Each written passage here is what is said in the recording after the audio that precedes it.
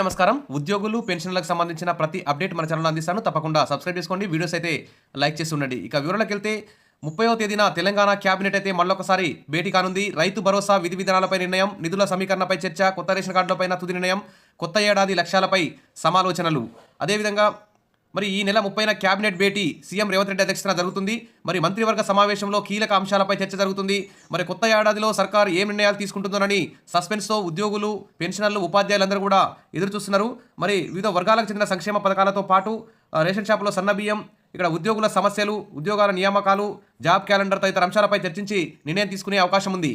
అదేవిధంగా మరి క్యాబినెట్ సమావేశానికి ముందే ఉద్యోగ సంఘాలు, ప్రభుత్వంకి సంబంధించిన మంత్రులను, ప్రతిపక్షాల నాయకులను కూడా కలిసి తమ యొక్క డిమాండ్లను కూడినటువంటి వినతి పత్రాలు అందిస్తే మరి క్యాబినెట్లో ఉద్యోగులకు, ఉపాధ్యాయులకు, పెన్షన్లకు సంబంధించిన ప్రతి సమస్యను చర్చించే అవకాశం ఉంటుంది. కాబట్టి ఆ క్యాబినెట్ సమావేశానికి ముందు డిపార్ట్మెంట్ల వారీగా అన్ని వివరాలు కూడా అడుగుతారు. కాబట్టి మన యొక్క ఉద్యోగుల యొక్క సమస్యలు కూడా ప్రభుత్వానికి తెలియజేయాల్సిన అవసరం ఉద్యోగ సంఘాల మీద ఉంది. కాబట్టి ఇక్కడ చూస్తే ప్రభుత్వ ఉద్యోగుల సమస్యలు పరిష్కరించండి, మంత్రి దామోదర రాజనరసింహతో సహా కేశవరావును కలిసిన తెలంగాణ ఉద్యోగుల జేఏసీ ప్రతినిధులు అంటే ఇక్కడ న్యూస్ అయితే హైలైట్ కావడం జరిగింది.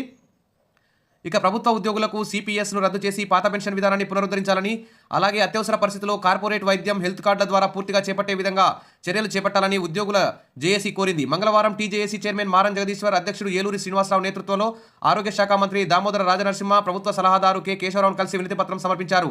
ఇక ప్రభుత్వ ఉద్యోగులు ఎదుర్కొంటున్న వివిధ సమస్యలను వెంటనే పరిష్కరించేలా సీఎం దృష్టికి తీసుకెళ్లాలని విజ్ఞప్తి చేశారు. ఇక హెల్త్ కార్డులతో ఎమర్జెన్సీ వైద్య సేవలు అందడం లేదని ఆందోళన చెందారు. ప్రభుత్వ ఆసుపత్రుల్లో అత్యవసర వైద్య సేవలు అందకపోవడంతో ప్రాణాలు పోతున్నాయని విషయాన్ని దృష్టిలో పెట్టుకుని పూర్తి స్థాయిలో ఎంప్లాయీ హెల్త్ స్కీమ్ అమలు చేయాలని, కార్పొరేట్ ఆసుపత్రుల్లో వైద్యం అందే విధంగా చర్యలు తీసుకోవాలని కోరారు.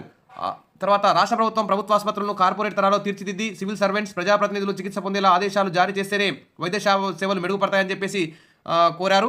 గత 15 ఏళ్లుగా చేస్తున్న పోరాటాలను దృష్టిలో పెట్టుకుని ప్రభుత్వ ఉద్యోగుల సమస్యలను పరిష్కరించాలని కోరారు.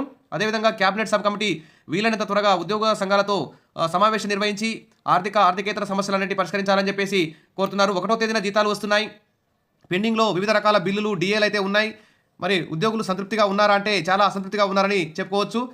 తర్వాత ట్రెజరీ ద్వారా 010 పద్ధతి కింద జీతాలు తీసుకునే వారికే అమలవుతున్నది. Grant in aid, contract, outsourcing ఉద్యోగులకు 1వ తేదీన జీతాలు అయితే రావడం లేదు.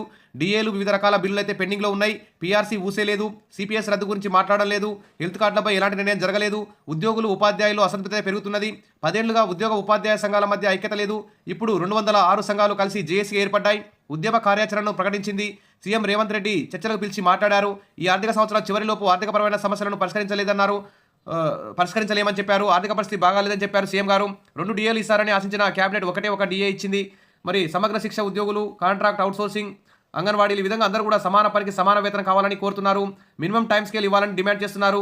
గురుకులాల్లో సిఆర్టీలు, పార్ట్ టైం గెస్ట్ సిబ్బంది ఉద్యోగ భద్రత కల్పించాలని అడుగుతున్నారు. సీఎం రేవంత్ రెడ్డి వాగ్దానం చేశారు, దాన్ని నిలబెట్టుకోవాలి. ఆర్థికేతర సమస్యల పరిష్కారానికి ఉప ముఖ్యమంత్రి బట్టి నేతృత్వంలో త్రిసభ్య కమిటీని వేశారు. ఇంకా ఆ క్యాబినెట్ సబ్ కమిటీ అయితే పని అయితే మొదలుపెట్టలేదు. ఇక ఉద్యోగ సంఘాలను పిలిచి మాట్లాడలేదు. కాబట్టి వెంటనే ఉద్యోగులకు సంబంధించిన ప్రతి ఆర్థికేతర సమస్యలు పరిష్కరించాలని చెప్పేసి ప్రభుత్వాన్ని అయితే డిమాండ్ చేస్తున్నారు.